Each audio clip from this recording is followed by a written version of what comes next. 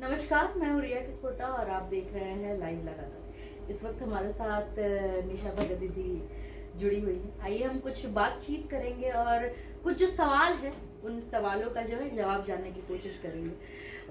निशा दीदी, सबसे पहले तो लगातार में आपका स्वागत है। और दीदी, अभी हाल ही में बहुत सारा विवाद हुआ।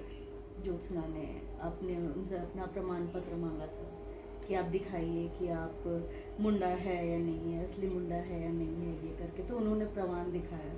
फिर उन्होंने ये बोला कि आप ये सब इसलिए कर रही हैं क्योंकि आपको आरएसएस और बीजेपी का समर्थन मिल रहा है। तो इस पर आपका क्या राय है? इस पर आपका क्या जवाब है? सबसे पहले तो आपके चैनल के माध्यम से जितने भी श्रोतागण हैं, दर्शक हैं, उनको मेरी तरफ से नमस्कार, जोहार, जय धर्मेश, जय चलायो, जय मरम गुरु, जय आदिवासी। चूँकि झारखंड में बहुत ही सेंसिटिव मुद्दा अभी चल रहा है, सरना, सनातन और डिलिस्टिंग का मुद्दा। डिलिस्टिंग का मुद्दा बहुत ही प्रखरता से गहराया हुआ है।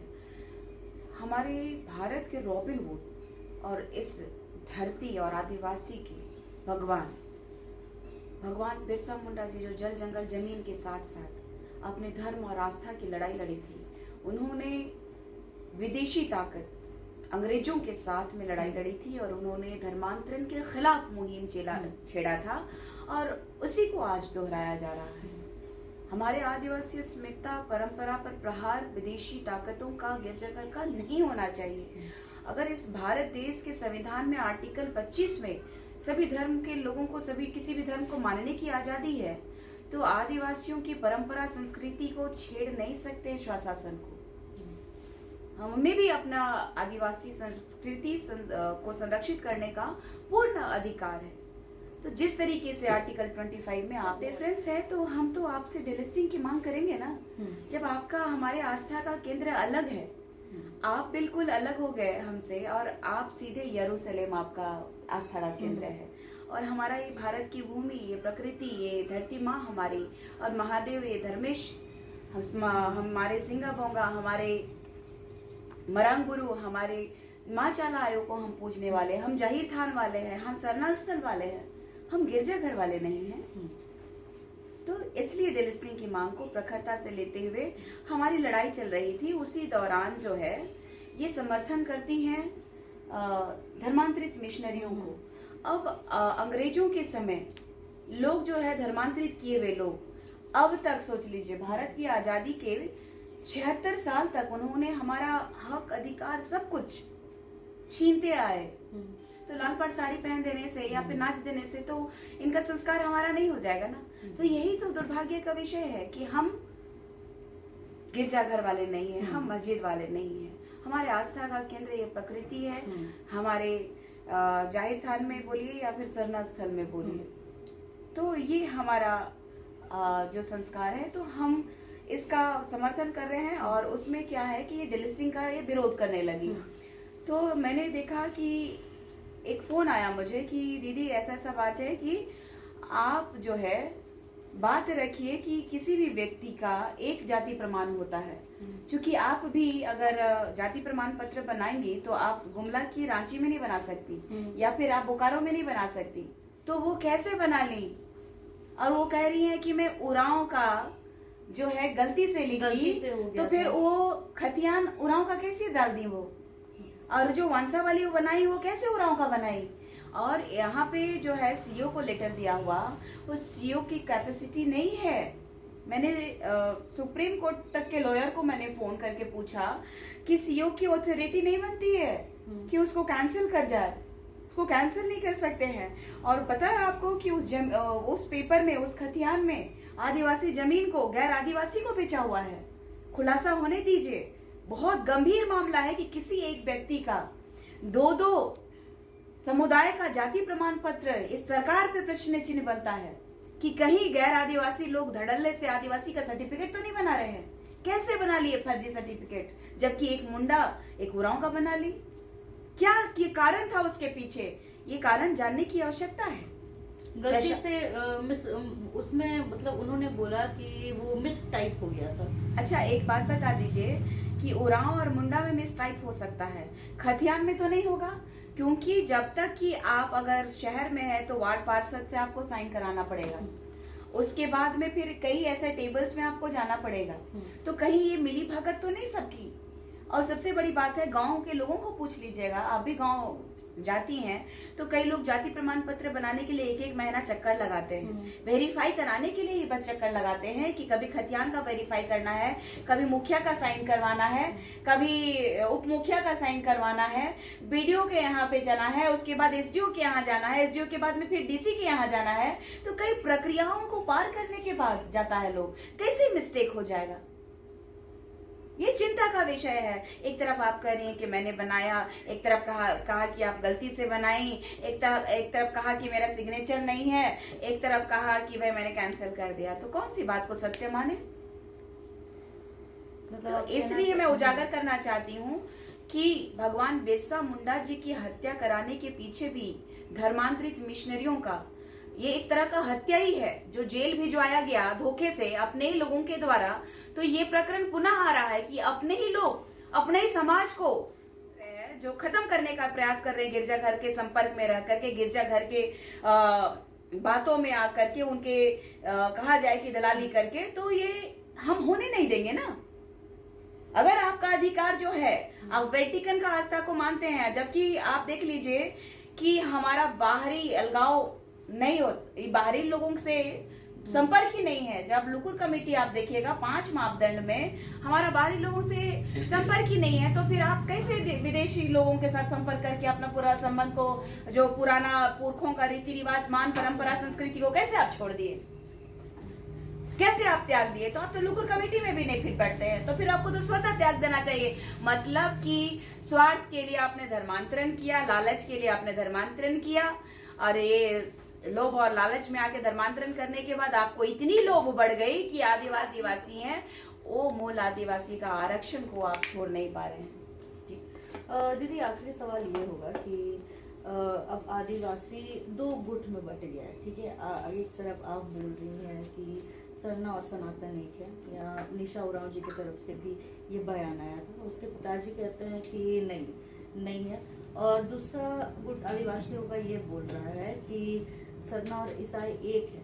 और इससे पहले जब ये पूरा विवाद नहीं हो रहा था, तब आदिवासी और ईसाई मतलब न्यूट्रल आराम से रह रहे थे। तो फिर ऐसा क्या हो गया कि मतलब सब एक दूसरे के ऊपर अब ब्लेम गेम खेल रहे हैं? देखिए, चूंकि जितने भी रांची में चर्चित चेहरे दिख रहे हैं, ऑलमोस्ट लोगों ने मेरे साथ प्रेस कॉन्फ्रेंस में या तो कार्यक्रमों में वो दिखाई दिए हैं। लोग करते गए, क्योंकि सत्य के मार्ग पे चलना इतना आसान नहीं होता है। सत्य के मार्ग पे कई कांटे होते हैं, और कई लोग चाहते हैं कि मेरे पैर पे कांटे ना चुभे, और लोग हैं आसान जिंदगी को चूज करना पसंद करते हैं। आज देखिएगा, सारे लोग एक लाइन से बैठे हुए हैं, सारे लोग एक ताकत, सच्चाई को गिराने के लिए सब एकजुटता दिखाई दे रहा है। और आप मुझे बता दीजिए, इन्हीं नेताओं में से लोग कह रहे हैं कोई कि महादेव को चुरा लिया, बजरंग बली को चुरा लिया। अरे भगवान को कौन चुराता है? आप जाइए ना मस्जिद में भी और मंदिर में भी लगाइए, आप शिव जी को बिठाइए, चाहे जाहिर थान बनाइए, बाहर में बनाइए, या तो फिर सरना स्थल बनाइए, एक पेड़ ही तो लगाना है। वो भी पेड़ को पूजा करने में इनको दिक्कत है आप लोगों को। तो भाई ये जो है दुष्टता का परिणाम है। गिरजाघर के लोगों को इस लोकतंत्र में किसने अधिकार दिया कि सरना समाज की आस्था का केंद्र, जो हमारे समुदाय जो मानते हैं अपने पुरखों को, उसका अपमान करने का क्यों? हमारे पुरखों की आत्माओं को हम पूजा करते हैं, चाहे गांवा देवती को तो ये लोग कहते हैं भूत का पूजा करते हैं। हाँ, हम करते हैं, तो आप नहीं करते हो, तो आप में और हम में तो वही अंतर हो गया। आज भी हम लोग अपने पुरखों की आत्माओं को पूजा करते हैं। आप कब्र में जाकर के मोमबत्ती जलाती हैं, हम लोग विधि विधान से उनको बुला करके खाना खिलाते हैं, उनको पानी पिलाते हैं, पर उनकी आत्मा की शांति के लिए हम लोग अनुष्ठान करते हैं अपने रीति रिवाज के हिसाब से, तो वो तो आप नहीं करते हैं। तो भाई लड़ाई हमारी जो है निस्वार्थ, इन लोगों के भौंकने से कुछ भी नहीं होता। ये लोग सिर्फ और सिर्फ डिस्टर्बिंग एलिमेंट्स हैं जो समाज को गुमराह कर रहे हैं। जिस तरीके से भगवान बिरसा मुंडा जी को जेल पहुंचाने में हमारे ही आदिवासियों का हाथ था, वैसे ही पुनः ये आदिवासी जो कि गिरजाघर के दलाल के रूप में और धर्मांतरित मिशनरियों को जो सपोर्ट कर रहे हैं, ये सारे के सारे आदिवासी विरोधी लोग हैं। और जहां तक बात आई हमारे पूर्व मंत्री जी और पूर्व प्रशासनिक पदाधिकारी और वर्तमान लोहरदगा के माननीय सांसद और भी कांग्रेस के, तो कांग्रेस पार्टी में नहीं रहते हैं, तो सोच लीजिए उनका स्टेटमेंट था। कांग्रेस पार्टी के लिए चुनाव लड़ रहे थे, उस टाइम का भी स्टेटमेंट रहा है कि बचपन से लेकर के अब तक जब डर लगता है तो मैं हनुमान चालीसा पढ़ता हूँ। और ये उनको सिखाया उनके पुरखों ने। और इसका बाद जो है, इस बात का खुलासा उनकी बेटी ने भी किया, जो IRS अधिकारी हैं। उन्होंने भी कहा कि पार्टी में जब वो मंच पे रहते हैं या फिर प्रेस कॉन्फ्रेंस में पार्टी के लेवल का जो लोगो रहता है हाथ छाप का कांग्रेस का, तो वहाँ पे वो सरना सनातन एक नई का नारा देते हैं, क्योंकि कांग्रेसियों का विचारधारा यही है कि सरना सनातन को अलग करो और भारतीय संस्कृति को तोड़ दो, नष्ट कर दो। इसीलिए इन लोगों का, कांग्रेसियों का विचारधारा है कि सरना सनातन को एक नहीं होने देना। क्या ये सब जो अभी हो रहा है ये 2029 के लिए हो रहा है? मुझे जहाँ तक लगता है कि मेरे विचार से मेरा चुनाव लड़ने को लेकर के बिल्कुल भी ऐसा कयास नहीं दिखता। मेरे को नहीं लगता कि मैं चुनाव लड़ूंगी। और 81 विधानसभा आपने अभी पूछा था कि क्या रीजन है कि लोग बट रहे हैं और लोग जो है कि आदिवासी लोग या कुछ डिलिस्टिंग चाहते हैं, नहीं चाहते हैं। तो 81 विधानसभा झारखंड में है और 28 विधानसभा सीट जो है अनुसूचित जनजाति के लिए है। और 28 विधानसभा सीट में आज धर्मांतरित मिशनरी है 10 से भी प्लस हो। मैंने 8-10 कहा था, 10 से भी प्लस होंगे। और सोच लीजिए हमारी आस्था संस्कृति की बात उठाने वाला ये गिरजाघर के लोग कैसे हो सकते हैं? तो सबसे पहली तो कमजोरी है कि हमारे प्रतिनिधित्व की कमी है। हमारे लोग जो है इतने वर्षों तक इसलिए नहीं बोल पाए, सर्वधर्म की बात किए। भारत में सर्वधर्म तो था ही नहीं, यहाँ सिर्फ सरना और सनातनियों का वास था। आप देख लीजिए, अंग्रेजों से पहले मुगल आए, मुगल से पहले हम द्रविड़ और आर्यंस जो है भारतीय संस्कृति की बात करने वाले जो है कि आप देखिएगा कि भगवान राम जी जब वनवास के लिए गए थे तो वनवासी कौन थे?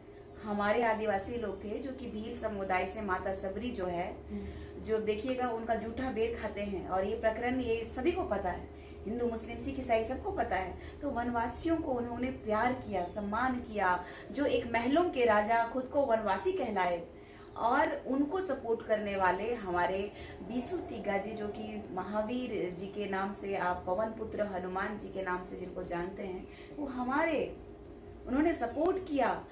जो राम सेतु पुल बनने में किसका सपोर्ट रहा? आदिवासियों का रहा।